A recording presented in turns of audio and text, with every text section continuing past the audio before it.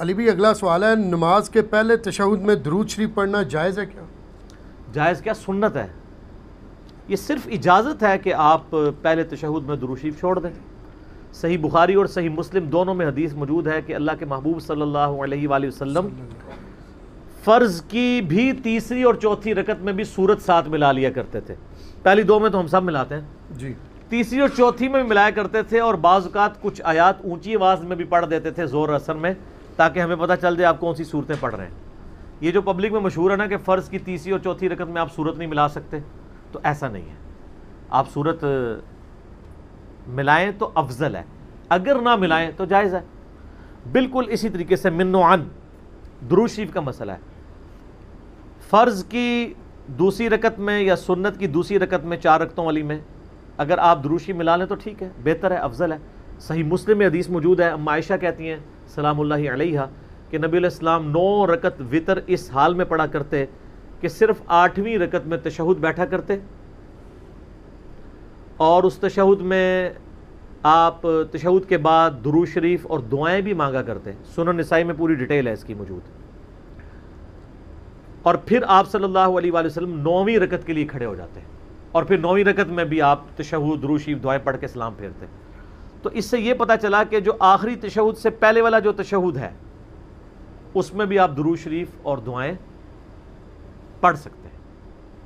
البتہ مسند احمد میں ایک حدیث موجود ہے کہ عبداللہ ابن مسعود کہتے ہیں کہ اگر تم 4 رکعت والی نماز پڑھ رہے ہو تو اس میں 2 رکعت کے میں تشہد کے بعد تم کھڑے ہو جاؤ تیسری رکعت کے لیے، درود شریف پڑھ لیں گے تو بہتر ہے، اور اس کے بغیر بھی اگر کھڑے ہو جاتے ہیں تو ٹھیک ہے. دونوں طریقے درست ہیں.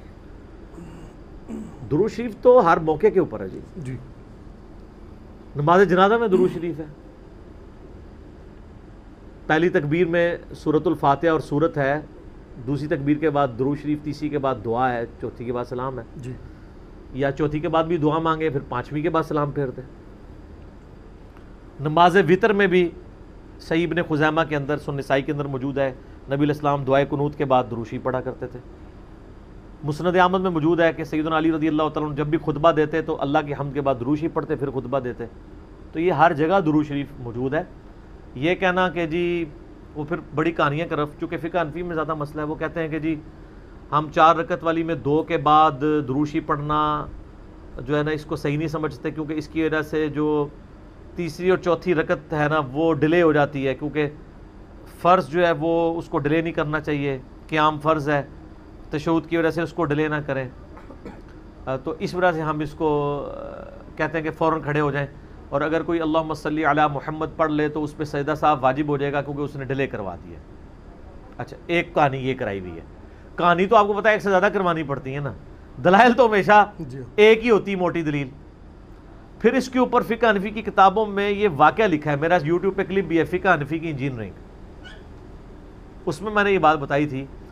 بار شریعت کے اندر موجود ہے، فتاوی عالمگیری کے اندر موجود ہے، در مختار، رد المختار، تمام جگہ بڑے فخریہ انہوں نے لکھا ہے کہ ایک رات امام حنیفہ رحمہ اللہ کو نبی صلی اللہ علیہ وآلہ وسلم کی خواب میں زیارت ہوئی، اور آپ صلی اللہ علیہ وآلہ وسلم نے فرمایا کہ ابو حنیفہ تو نے درود شریف پڑھنے والے کے اوپر سجدہ صاحب واجب کر دیا ہے، دوسری رکعت میں جو درود شریف پڑھ لے. درود شریف تو بڑی فضیلت والی چیز ہے. تو امام حنیفہ نے فرمایا کہ یا رسول اللہ صلی اللہ علیہ وآلہ وسلم، میں نے تو اس پہ درود شریف پڑھنے والے پہ سجدہ صاحب واجب قرار دیا ہے جو غافل ہو کے آپ پہ درود پڑھے. تو نبی علیہ السلام بڑا مسکرائے. کتنی بڑی کہانی بنائی ہے.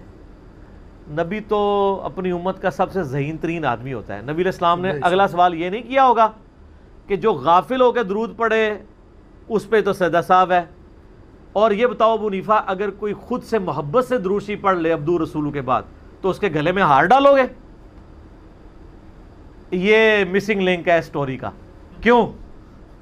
اس کے پیچھے نا جو قیامت مضمر ہے وہ یہ ہے کہ فقہ حنفی کا یہ پیٹ مسئلہ ہے کہ جن کاموں کی وجہ سے سجدہ صاحب واجب ہوتا ہے، اگر وہ کام جان بوجھ کے کیے جائیں تو نماز ہی مکروہ تحریمی ہو جاتی ہے، واجب الاعادہ دوبارہ پڑھنی پڑتی ہے.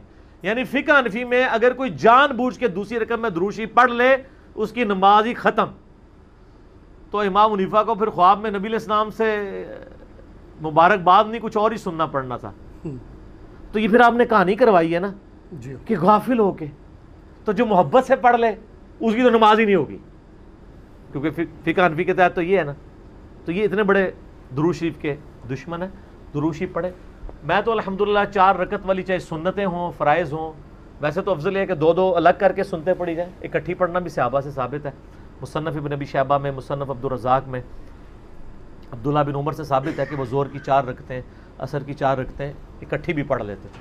تو اس میں بھی آپ عبدو و رسولو کے بعد پورا درود شریف پڑھیں، دعائیں پڑھیں، پھر کھڑے ہوں. ایک جگہ ویسے یہ بھی مانتے ہیں غیر موقدہ جو سنتیں ہیں نا جی عصر کی، اس میں مانتے ہیں ان کو کہ اب آپ کا فارمولہ کدھر گیا، اب آپ کا قیام نہیں ڈیلے ہو رہا. ہائے ہائے ہائے ہائے، کہانی پکڑی گئی نا. موقدہ میں قیام ڈیلے ہو جائے تو سجدہ سہو واجب، اور غیر موقدہ میں ڈیلے ہو جائے جی پھر کوئی نہیں واجب.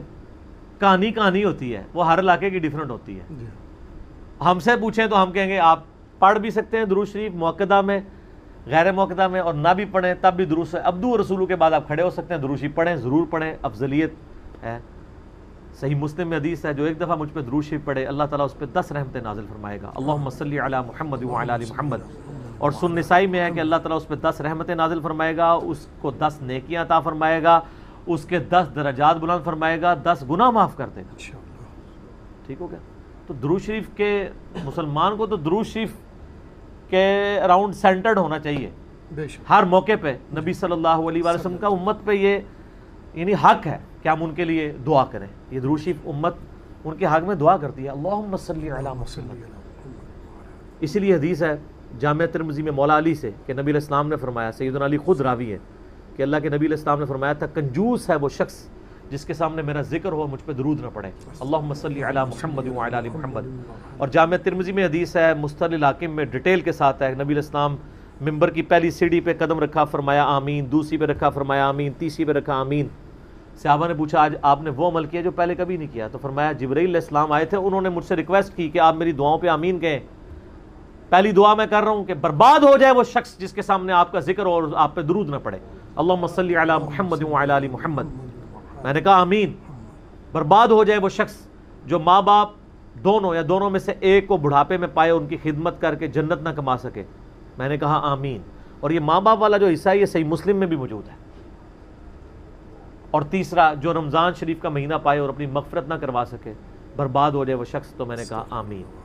تو سر درود شریف بہت کریٹیکل ایشو ہے. جامعہ ترمذی میں صحیح سند سے حدیث ہے قیامت والے دن میرے سب سے زیادہ نزدیک وہ شخص ہوگا جس نے دنیا میں مجھ پہ سب سے زیادہ درود شریف پڑھا ہوگا. اللہم صلی علی محمد وعلی آل محمد صلی اللہ علیہ وآلہ وسلم. یہ سارے درود شریف کے سیکھے ہیں، پڑھیں. جزاکم اللہ. علی بھی اگلا سوال ہے